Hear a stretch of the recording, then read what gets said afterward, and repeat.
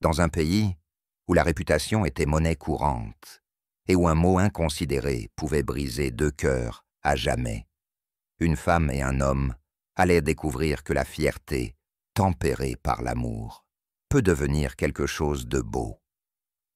Le village de Rosewood vibrait d'une excitation qu'il n'avait pas ressentie depuis des années. Les Drake, une famille, à la lignée impeccable et à la fortune colossale, étaient de retour sur leur domaine ancestral après une longue absence. À leur tête se trouvait Nathaniel Drake, célibataire, imposant et, paraît-il, aussi fier que beau. Pour Amelia Harrow, fille aînée d'une famille respectable mais modeste, la nouvelle n'avait guère d'importance.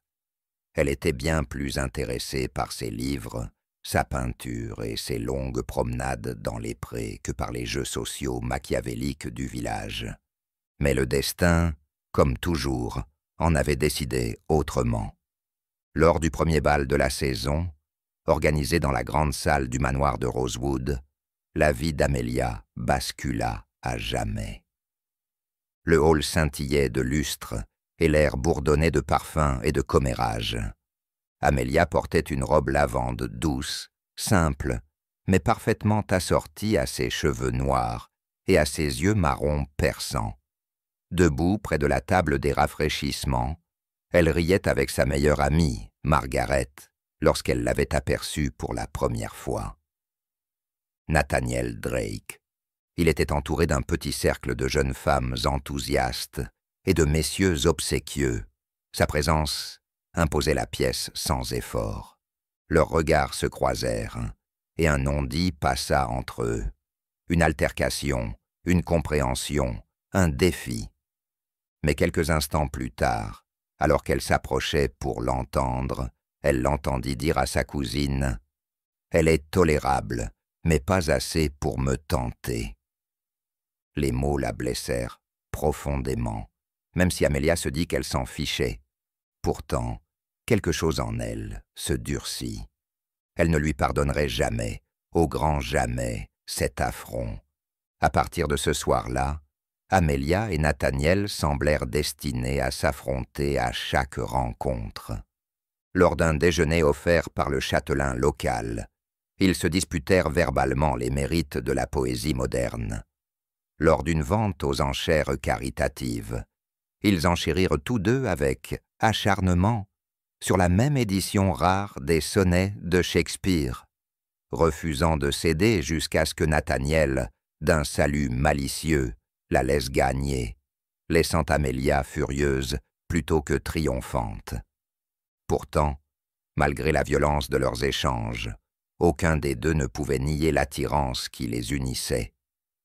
Nathaniel, malgré toute sa hauteur, se trouva captivé par l'esprit d'Amelia, son refus de flatter ou de flatter. Elle ne ressemblait à aucune femme qu'il ait connue, et cela le troubla. Amelia, malgré elle, se surprit à penser au sourire fugace de Nathaniel, à la douceur rare de sa voix lorsqu'il parlait de sa défunte mère, à sa tendresse inattendue envers les enfants et les animaux. L'orgueil était pourtant un bouclier tenace. Aucun des deux ne céderait le premier. Plus Amelia y regardait attentivement, plus elle voyait que Nathaniel Drake n'était pas l'homme dont la société chuchotait. Lorsque sa jeune sœur Clara fut prise dans une situation compromettante, un flirt insensé avec un chasseur de fortune, c'est Nathaniel qui agit en coulisses pour sauver la réputation de la famille, sans chercher à se faire féliciter, sans même en informer Amelia. Il paya les dettes du vaurien, arrangea un arrangement à l'amiable et assura la sécurité de Clara. Amelia ne découvrit son intervention que des semaines plus tard, par hasard. Son cœur était un tourbillon d'émotions, gratitude, honte et une douleur qu'elle n'osait nommer. Un soir ensoleillé, alors que le soleil disparaissait derrière les collines, Nathaniel trouva Amelia seule dans la roseraie derrière le domaine de Harrow. Il s'approche lentement, l'incertitude à chaque pas. Mademoiselle Harrow, commença-t-il d'une voix basse et rauque, j'ai lutté contre mes sentiments pour vous. J'ai lutté parce que je craignais que vous me méprisiez, parce que je craignais d'offrir mon cœur là où il pourrait être méprisé.